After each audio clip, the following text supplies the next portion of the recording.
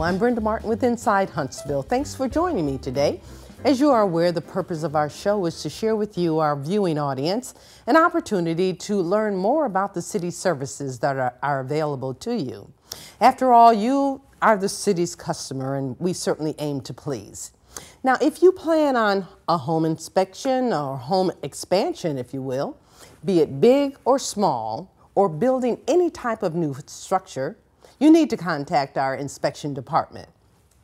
And here to tell you why and to share with you how this department can save you money and prevent you from fraudulent predators is Randy Cunningham, the director of Huntsville's Inspection Department. Welcome, Randy. Good morning. Thank you for having me. I appreciate you being here on the show and taking time from what I know is to be a very busy schedule for you, especially around this time of year. Now, you've been with the city some 30 years. Tell us about the man that wears the hat, that is the director of the inspection department. Well, I was born and raised in Danville, Illinois. Okay. I've worked in construction the majority of my life. Moved to Huntsville in 1978 with a construction firm to operate an office here. My wife and Sherry and I we both are employed by the city.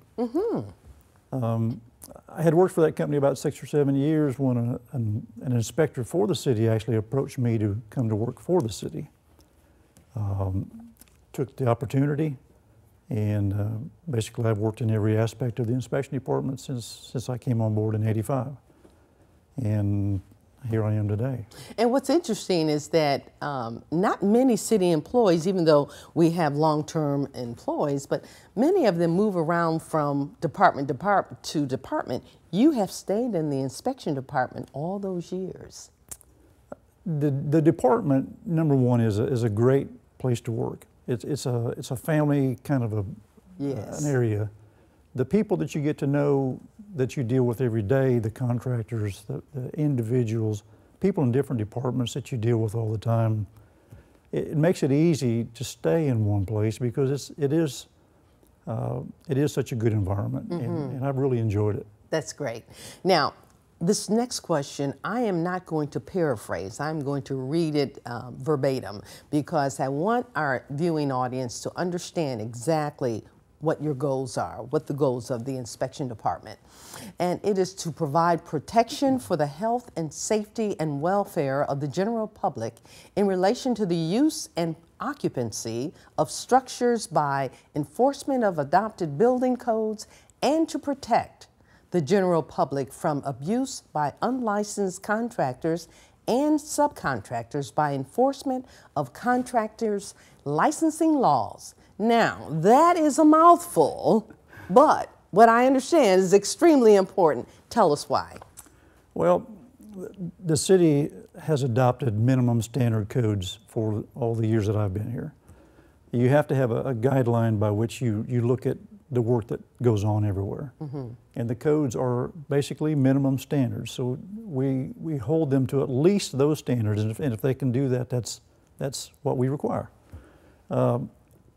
As far as licensing, everyone that works within the city of Huntsville, be it electricians, plumbers, carpenters, you name it, they all have to be licensed. And to be licensed with us, they also have to be insured.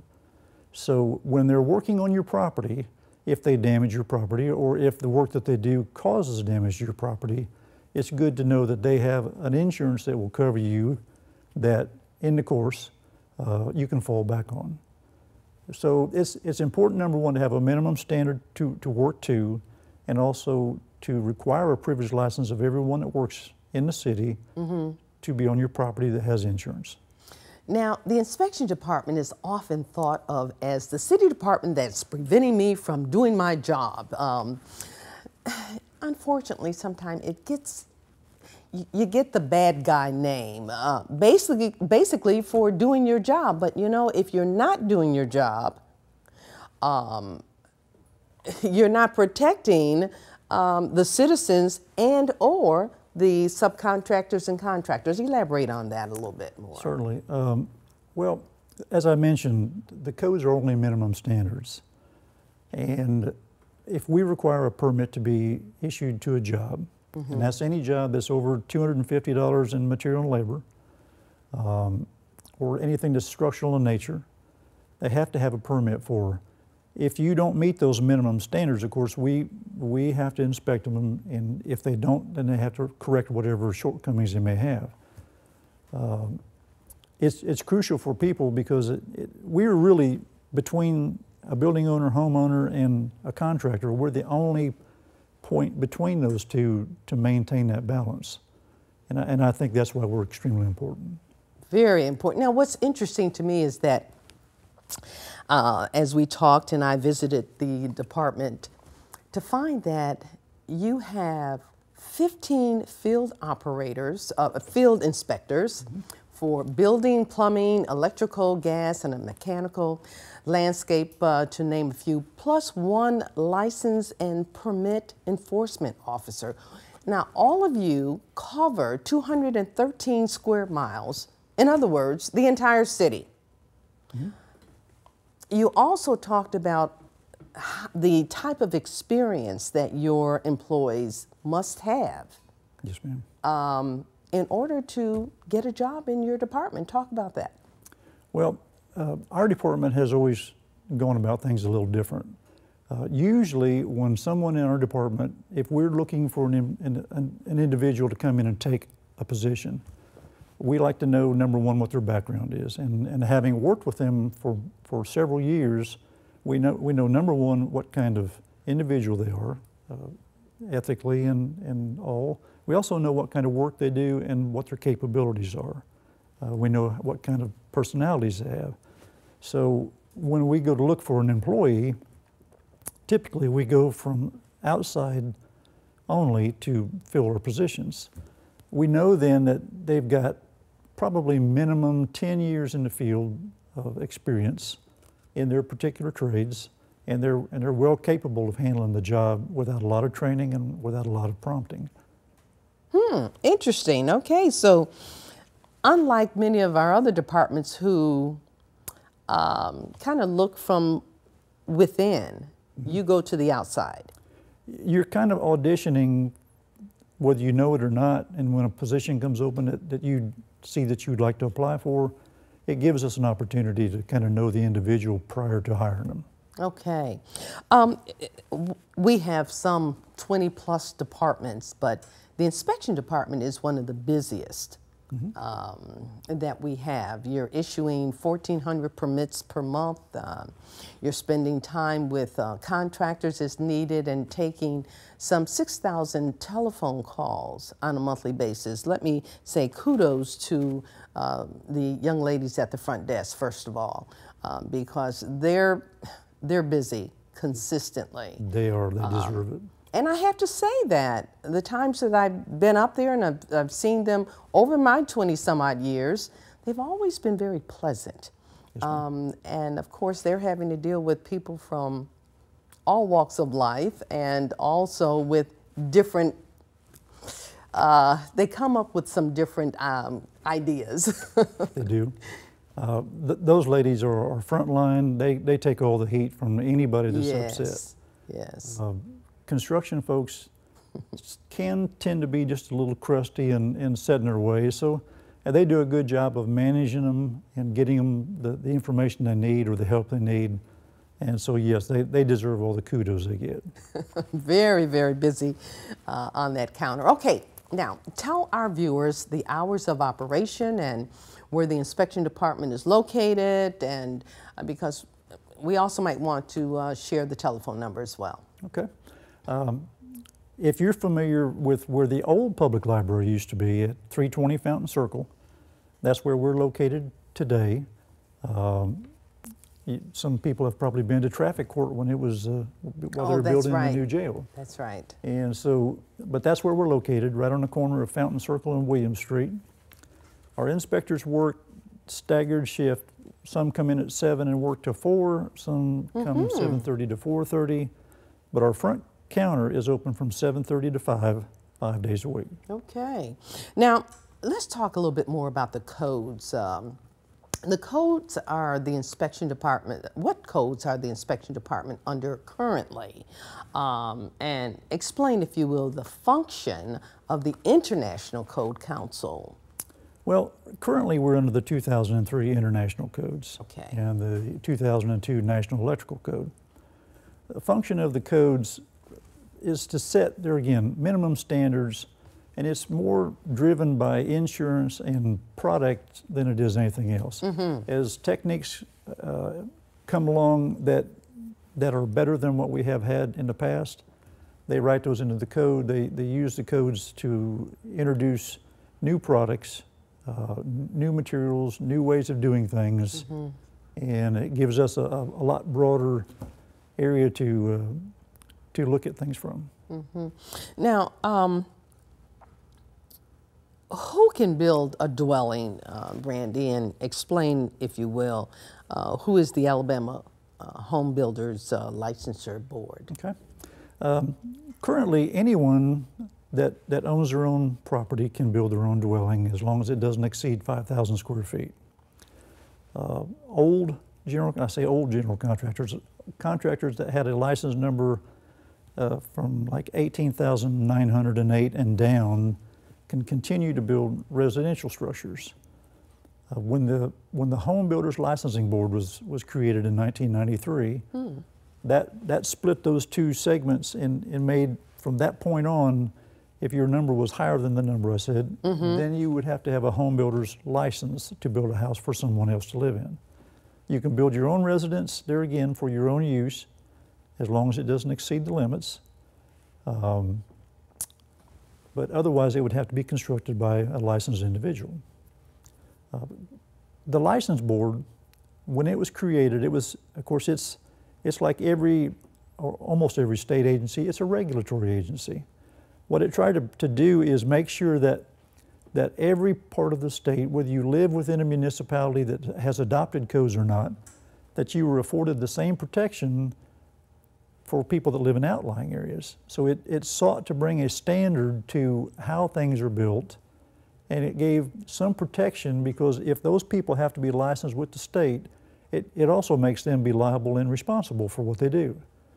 And that was the main premise, was to make it to where everybody had the same protection.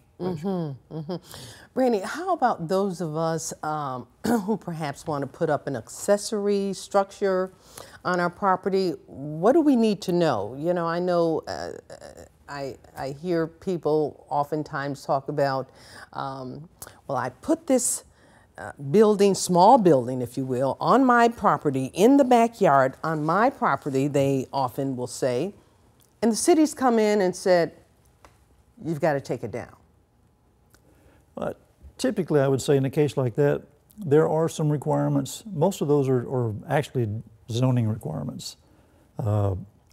Setback issues, and of course, then you get into engineering departments issues. They may have an easement that you're putting that building on, and you can't encroach, of course, on an easement. So distances from other structures would be something you'd have to think about, as well as easements. And it really doesn't matter how big the building is. It could be 8 by 8, it could be 80 by 80. It still has the same requirements as lot coverage and all those types of things. Okay. So what should one do if they're interested in building something? I mean, what should be the first thing that a citizen should, what department should they call, I guess I should say? Well, I guess from the standpoint of whether you can place it or not, it would be the zoning department. Okay. Zoning part of planning. Once you determine that you're okay to put the building there, then of course you'd come to our department to get a building permit. And then of course we would make inspections during the course of the construction. Well, okay. So, well, I understand also that one doesn't need a permit if you are installing a fence on your property. What's the difference? Well, by the zoning ordinance. The zoning ordinance doesn't classify a fence as a structure. We only sell permits for items that are classified as a structure, which is typically a roofed over building of some kind. Let's talk about the cost of these licenses and the cost of the permits. And We have, I think we're the best deal in the state as far as permits. We've held the line on permitting costs over the years. In the downturns of 2007 and 2008, some municipalities and some even county agencies raised their rates. We've kept our rates down to help the contractors get back on their feet, pretty much. Typically, a building permit that would cover anything up to a $2,000 cost is $11. We're not in the money-making business. It's just the permit gives us the right to go on your property. And without that permit, we don't have the right to be there. So it just really gives us a right to be on your property and make inspections to make sure that your building is correct as far as construction. Now, when one of your inspectors go on the property, when do they go on the property if you're building a home? At what point in time? Well, it depends on the trade. We make several inspections on a residence, on a new residence. We would make a footing or a slab inspection, typically initially, and then we possibly would do a foundation if it's a poured footing with a block foundation and wood floor system. We'd also make a framing inspection when the building is dried in and the roof is on it. And then when all the trades are finished, you would do a final inspection. But during that whole course of things, we will have several inspections on the roof, on the electrical, slabs on the plumbing, roofs on the plumbing, gas and mechanical systems. So we may make as many as 20 inspections on that one location? On one residence. Okay, okay, so you're constantly there. We're there a lot, we are. What about old structures? If you're, in terms of the inspection, how often would if you have an existing home and you're adding on, when would the inspectors come out for that? Well, we also have adopted the existing building code. It's an international existing building code. So, and that covers any structure that was built prior to the time that the codes that you have in place have been adopted.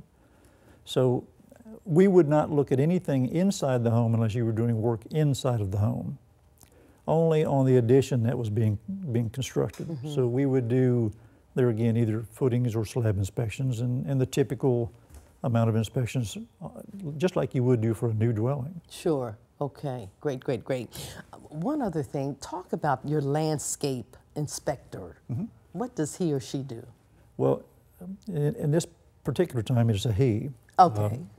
And he has a degree from Auburn in forestry and plant work, and so he's very qualified to do what he does. Every commercial building that's built always has a landscape plan. They have to landscape all the parking areas to a minimum standard there, again, that is designated by the zoning ordinance. And he maintains, and they have to maintain those plants for at least a year in a healthy state. So he makes the inspections during, after, and a year down the road to make sure that the plants that have been installed have made it through at least one growing season. Great, great. Explain setback lines and how are they measured? Setback lines are the minimum distance that a structure can be placed with respect to a property line.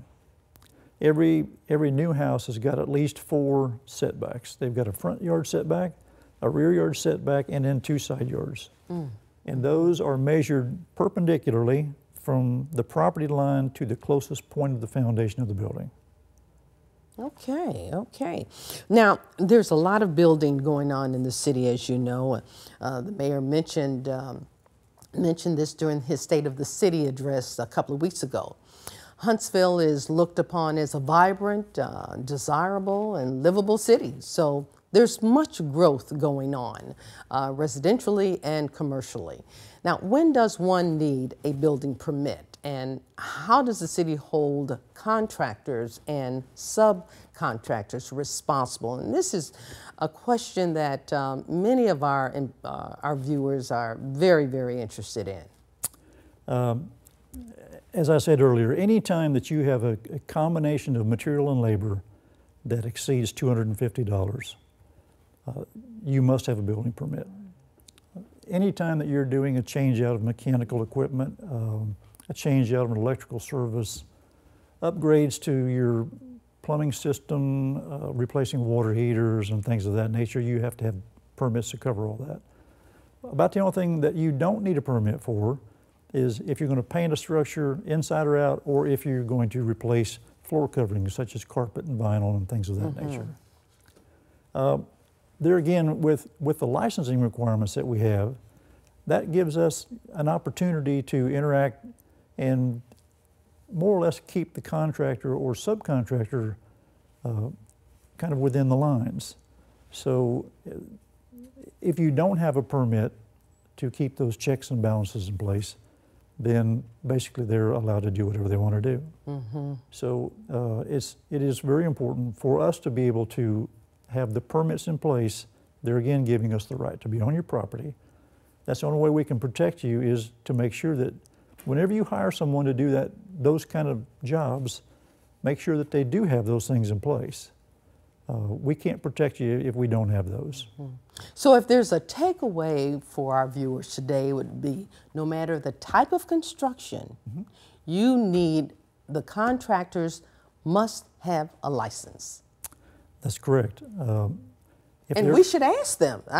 Absolutely, and that's something that we've asked people that have complaints and problems, and they always say, well, you know, he told me he had a license. But did you see it? But did you see it? Okay. And unfortunately, most people don't go so far as to make sure that whoever's doing the work, number one, is licensed. And there again, licensing can be in 3 or 4 different forms. You have to have a county license, number one, in one county of the state. You must have a license in every municipality that you work in that has an adopted code standard. And on certain subtrades, you also must have a state card issued by the state electrical board or the plumbing board or the gas fitters board or the HVAC board. So all these things, you know, if you would just, and I forgot of course the home builders, but the home builders licensing board, if it's in excess of $10,000, they must hold a home builder's license. Oh, okay. So anytime that you have like a dwelling addition or a remodel that goes over $10,000, the individual you hire must have that home builder's license. And they have a card that they can show you, and we always say, just show me the card. Show me the card. Show me the card. My producer is telling me I only have a few more minutes left, but I want to ask you if you would again give us your telephone number so that if our viewers have any questions. I think the thing that we want to stress also, if our viewers are going to build anything or thinking about building, call the inspection department. Absolutely. Let's get some information before you move forward. We're much more able to help you if we get it from the start, instead of coming in on the backside, which happens a lot. We are a good source of information. Also, the Huntsville-Madison County Builders Association is another real strong group to use as far as finding the right people, finding the right contractors or subcontractors. But call one of us just so you don't make the mistake up front. Right. And it makes it a whole lot easier to draw things back into compliance. So that phone number is? If the main line is 256-427-5331, or I'll even give you my direct line, and I'm available all the time. My number is 256-427-5342. And we'll have those numbers put up on the screen. Thank you so much, Randy, for stopping by and sharing with our viewers how they can best be served by the city's inspection department. Allow me to also thank you for your strong leadership, and I appreciate your time. And I appreciate each of you for joining me today. I look forward to bringing you another look inside Huntsville. I'm Brenda Martin. Make today a great one.